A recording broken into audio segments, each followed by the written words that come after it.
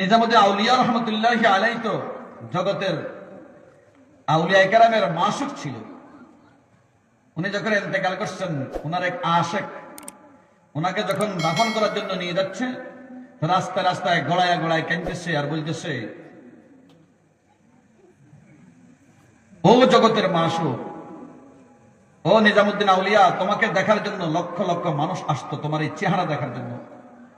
আয় তামাশা গাহে আলম রয়ে তু, আয় তামাশা গাহে আলম রয়ে তু, তু কুজা বাহার তামাশা মিরবি, তু কুজা বাহার তামাশা মিরবি,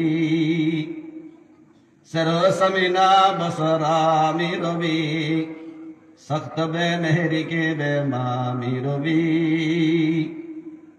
উনি বলতেছেন ওনার ভাষায়, ও জগতের মাসুক, ও নিজামুদ্দিন আউলিয়া, তোমাকে দেখার জন্য লক্ষ লক্ষ মানুষ আসতো, তোমার চেহারা থেকে বরকত নেওয়ার জন্য, তোমার সোহবত থেকে বরকত নেওয়ার জন্য লক্ষ লক্ষ মানুষ আসতো। তোমার এই চেহারাটা লক্ষ মানুষের আকর্ষণীয় বস্তু ছিল।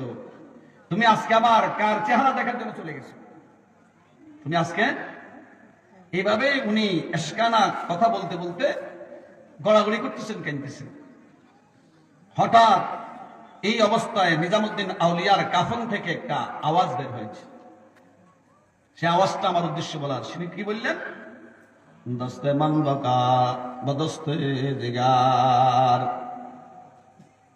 দস্তে মান, আরে আমার হাত তো আরেক জায়গায় বাঁধা, ঠিক না? ঠিক বলেন।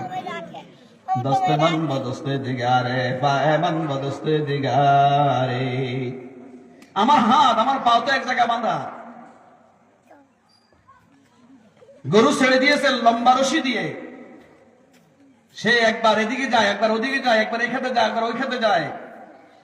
কিন্তু একটা সময় মালিক যখন টান দিবে, কি কারণ যাদের গরু আছে, যাদের ছাগল আছে, সে যদিও এই খেত ওই খেত এপাশ ওপাশ ঘুরে খাইতেছে, আসছে, কিন্তু একটা সময় যখন সন্ধ্যা হয়ে যাবে, তখন মালিক যখন রশি দিয়ে টান দিবে, সে যেই খেতে থাকুক তাকে চলে আসা লাগবে নি ভাই। তো হযরত নিজামুদ্দিন আউলিয়া বলেন, ও পাগলা, দস্তে মান বদস্তে দিগারে, পায়ে মান বদস্তে দিগারে, আমার হাত আমার পা আরেক জায়গায় বাঁধা। যখন উনি টান দিবে আমি চলে যাওয়াই লাগবে, থাকা যাবে